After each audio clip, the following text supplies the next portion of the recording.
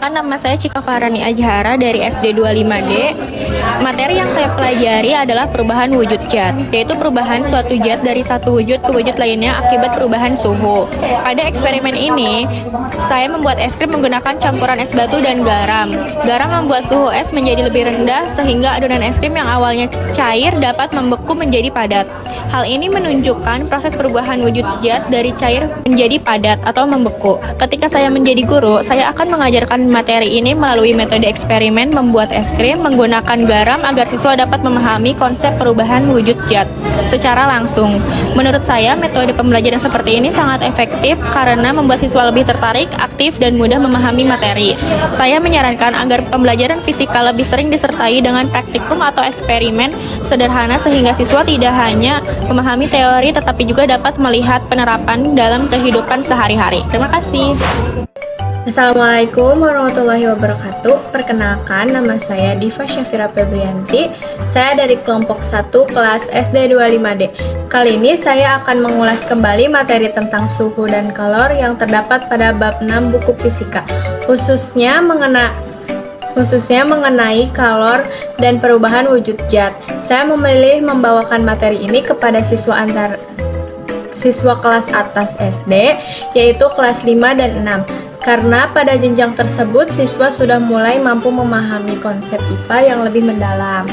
Selain itu, materi suhu, kalor, dan perubahan wujud zat sangat dekat dengan kehidupan sehari-hari, sehingga mudah dipahami melalui kegiatan praktik sederhana.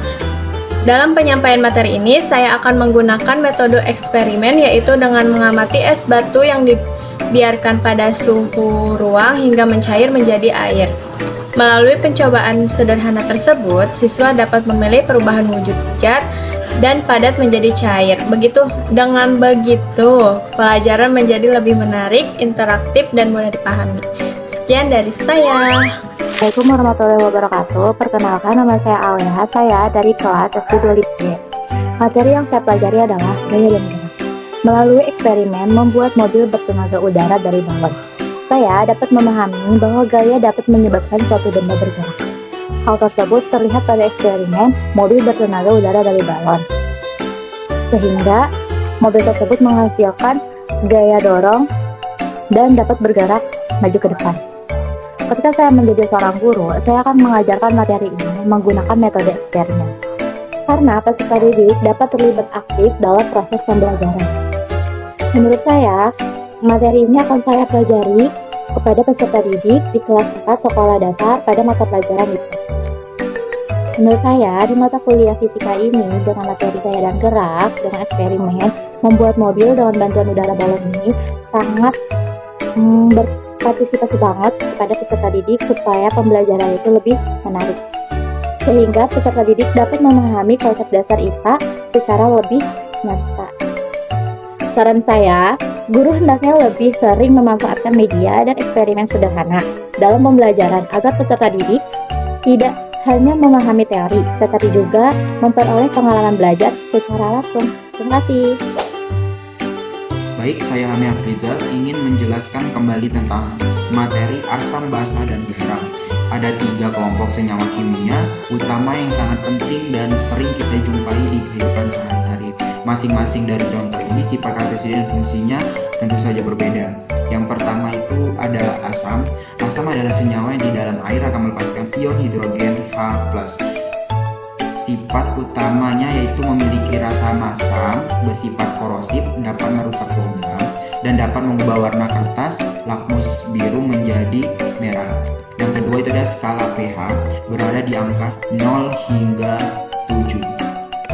Contohnya itu ada asam sitrat pada jeruk, asam asetat atau cuka, dan asam lambung HCl.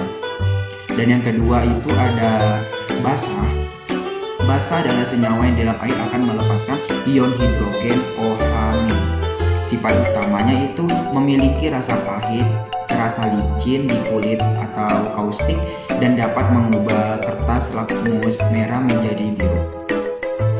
Terus ada skala pH-nya, yaitu berada di angka 7 hingga 14. Contohnya natrium hidroksida NaOH untuk sabun dan magnesium hidroksida obat ke obat. Itu untuk obat mah. Dan ketiga itu ada garam. Garam adalah senyawa netral yang berbentuk dari reaksi penetralan antara larutan asam dan basa. Reaksi ini juga menghasilkan air H2O. Ada dua metode, yaitu sifat utamanya tidak mengubah warna kertas lakmus dan rasanya bervariasi, bisa asin, gurih, manis atau pahit. Dan kedua itu ada skala pH. Skala pH umumnya bernilai tepat 7 atau netral, meskipun beberapa garam dapat bersifat agak asam atau basa tergantung pada jenis asam atau basa pembentukannya. Terus contohnya ada natrium klorida atau NaCl atau garam dapur, dan kalsium karbonat CaCO3. I just had to let you know you're